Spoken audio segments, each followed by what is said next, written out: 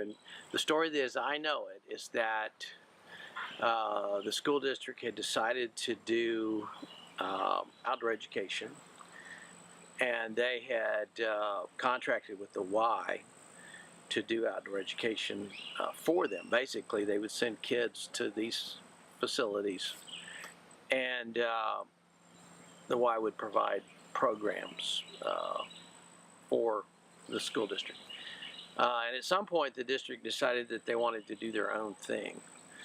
And Corby Robertson's mother had worked with the school district and helping them with a number of programs. I'm not sure exactly, but it was a very strong relationship with the superintendent itself. So they asked her, they knew that her son Corby had been in camping for a couple of years, if they could possibly do something together. And she approached Corby, and somehow the plan came about to start a shared facility, the district using it part of the year and the summer camp using it part of the year, the formation of the program.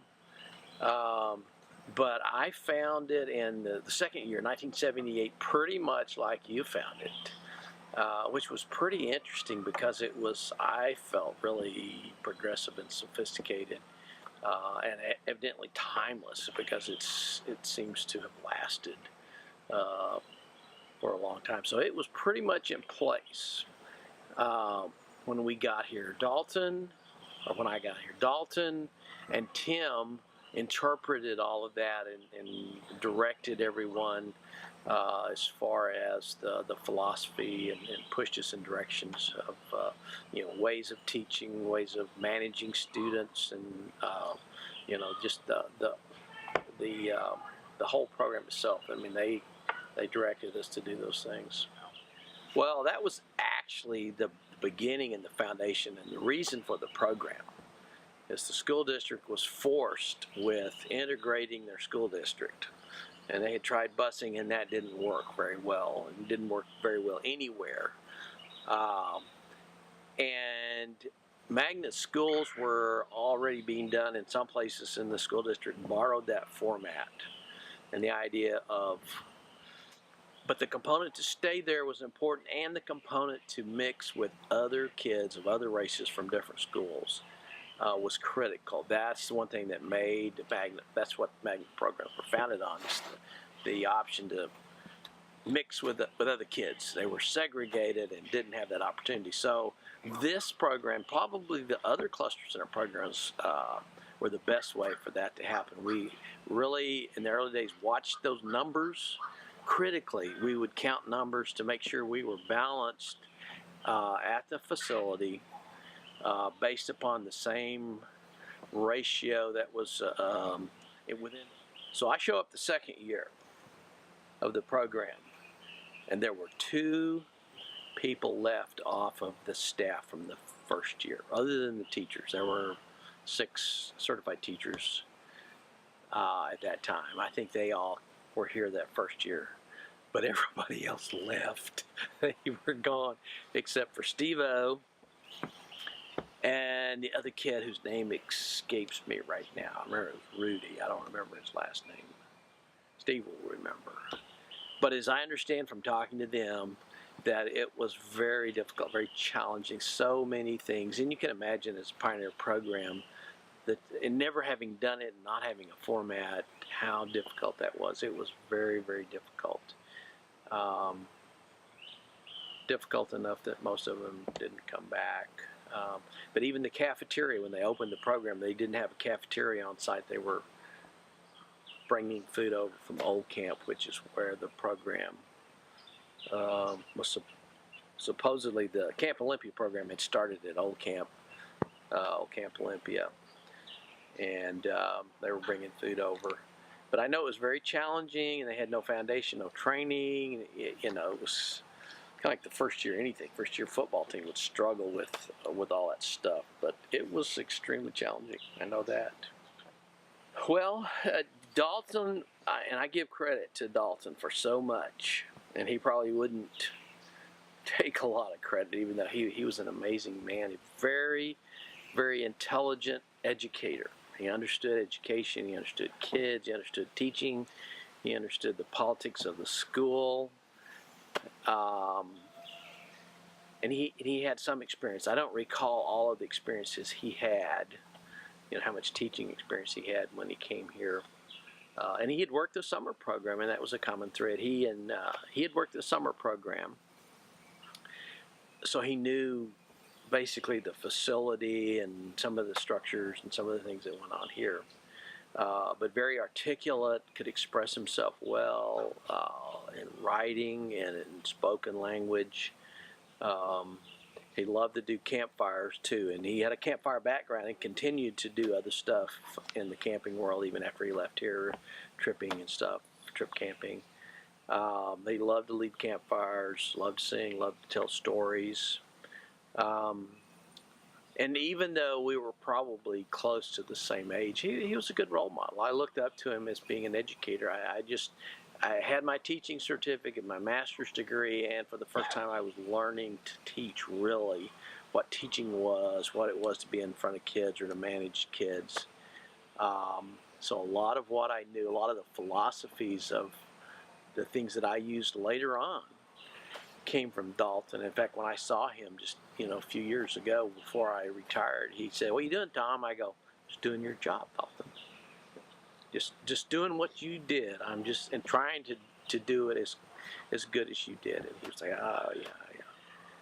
Well, you'd have to go back and look at the reason the program existed was the integration portion of it, and the fact that kids learned really well by doing hands-on experiential things outside the classroom, discovery kinds of science. So I had little pieces of that in my training and my background. When I came here, it just all went, it's like a bomb exploding. I just started to understand really what was good for kids and how they best learned. And I felt very strongly about the social component, mixing kids. And it was more than just mixing them racially. It was working on teamwork, appreciating each other, the early stages of diversity, that everybody was important. Everybody had a role. Whatever it was, they brought something to the team, and we needed to learn to pull that in. So a lot of the activities were, this group teamwork, everybody helping each other, from pond study to forest study. Everybody kind of had a role in the group, in the team, and it all came together. And so it was that philosophy. It was also a humanistic approach to education and kids, and that every kid was different, every kid learned differently, and every kid needed a little something different here, even though the product in the end was going to be basically the same. But how you help that child, the fact that there was no bad question, no failure, that every kid had an opportunity to participate in their own way. I can remember Dalton telling us, if a kid can't write in his journal, it's okay. That's not your failure.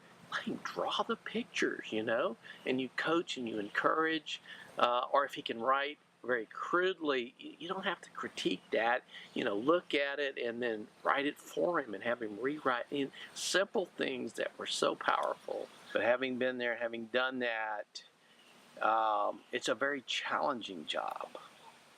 Very challenging job. It's almost like a team, maybe a military unit where you have to accomplish something that's very difficult, and you all do it together. And when you finish, there's this brotherhood, this camaraderie that's hard to explain, And this program is a lot that same way. Is that it's very challenging, and that we all go through the same thing together.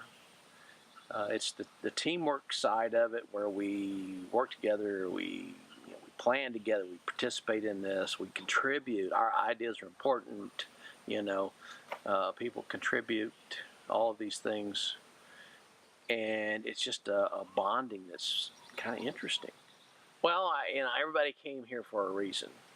They were drawn here and took this job for something called them here. And a few people came for the job. I think you saw those people not as satisfied, not as happy, didn't stay as long, didn't buy in as deep. But in recruiting people and explaining the program, those that think that that's really, really cool or very beneficial, you know, it pulls you in emotionally. It pulled me in emotionally. I had been a social science major in the beginning, psychology, sociology. I had intended to do some social work thing with my life because I felt really called to do that. And then I jumped into teaching, and so I kept looking at these things. And when I came to this job, it did all of those things. It just pulled me right in. And that's why I feel close to what we did. Is we did some really, really good stuff. There's several 100,000 kids out there that are better off today having been here. I think they understand more about each other, more about each other's race than kids that don't have that experience. I was at the school board meeting, and I forgot which one justified this program. I think one of them, and I stepped up to the podium of the school board. And I told them, "You guys did some really good stuff, and I'm probably one of the few people in the district that know that. And I'm surprised you haven't asked me before. I've seen all of your elementary schools. I've seen the kids, I've seen the product, I've seen kids that work well together, kids that don't. You know, I've seen things that you don't have any idea about, and nobody's asked me. But I just want to tell you, you guys did a good thing. You allowed for these programs to occur, and that was very, very important for kids. You know. Well, Tim was of the two was the doer, and he and Dalton worked pretty well together. And it turned out, I think Tim and I worked pretty well together. But Dalton had the philosophy and the ideas and sort of a bigger picture thing. But when it come down to doing something, Tim was the doer. He would go build something or create something in a heartbeat. That would take other people days. Tim would do it in hours. He was the most incredible individual when it came to accomplishing those things. I think he did that for his entire life. That took something out and made something out of nothing. But he was an incredible motivator as well. He could motivate you to climb a hill, climb a mountain, to haul dirt, or to do things that you never thought you could or wanted to or would do that, and he would have you doing it and enjoying it. He was a kind of a Tom Sawyer kind of guy that he was going to get you to paint the fence, and enjoy it. He would work with you. He would outwork you, outclimb you. But he was also another one that had incredible intelligence and foresight. He probably understood environmental ed better than Dalton. I mean, he had a master's degree in environmental education from Murray State, and so he knew the technical sides of environmental ed, which really was a big component of what we were doing. It was outdoor ed, science, but environmental ed was a big piece of that. So he understood kids, he understood teaching, and he understood people. But when it came right down to it, he was the man that got things done. And part of my leadership philosophy was that when people came here, is that you have a chance to leave something of your own. You share your knowledge, your talent, your experiences, and make this a better place. And so I hope I was able to use people's talent and give them the opportunity, to contribute. But gosh, so many people, and so many people had early influences. Steve Spurger was here the first year, came the second year, and left. And I got his job. I got his teaching job. He went back to get his master's degree. But Steve was the one that really had incredible knowledge about teaching that played a major influence on the program and on. He was a good pioneer. He was a good person. And then he came back as a teacher and continued to bring all of his experiences. He got the same master's from Murray State that Tim did. And that Florence, gosh, her names just keep flooding out. Florence King was a huge experience. Andy Kane was a huge experience because of his knowledge and his experiences.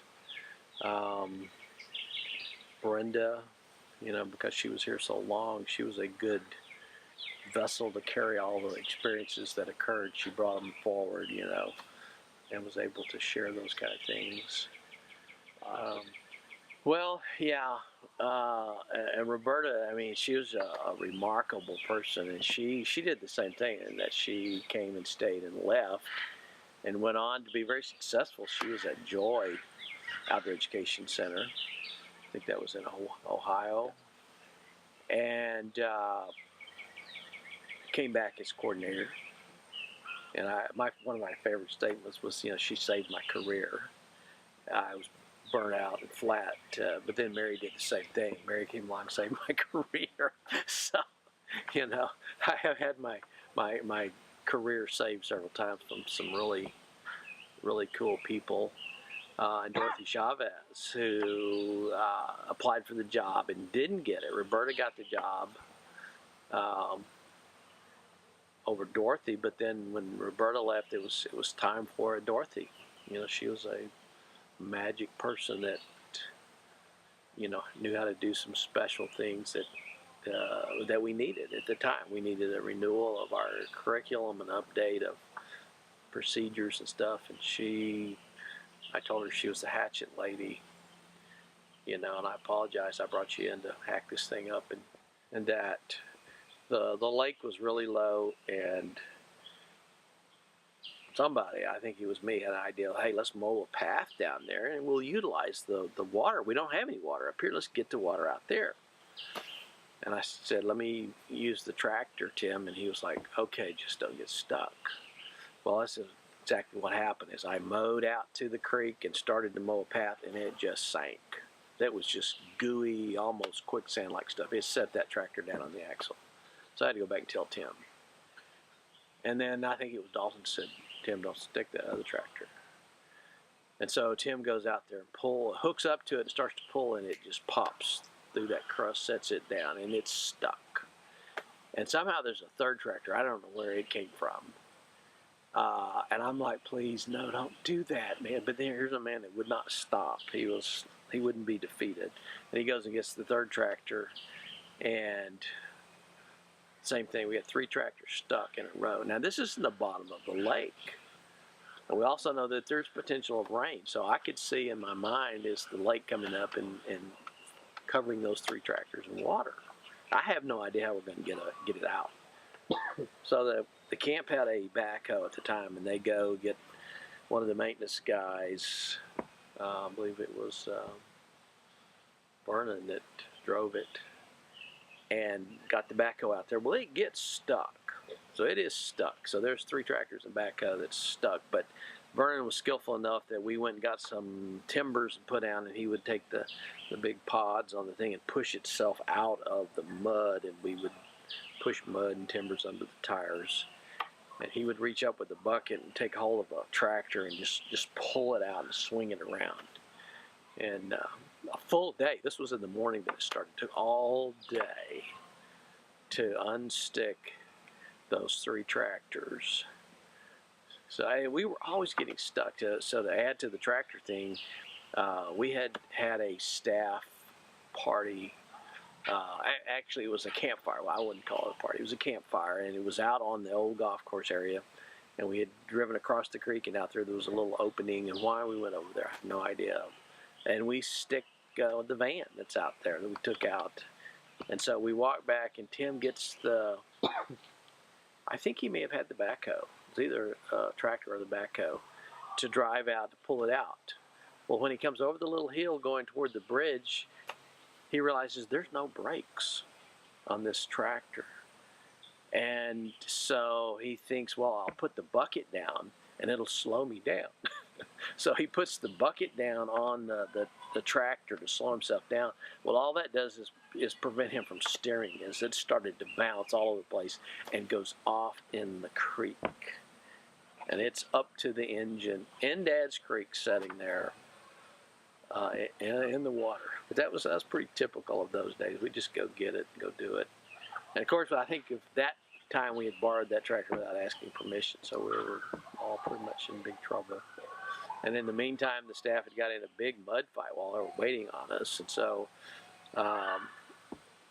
I'm not sure how we got the van out, but I remember everybody walking back covered totally in mud as they'd had a giant mud fight out there. So that was a pretty big mess. But I don't know. It was, you know, crazy, but it was so much fun too.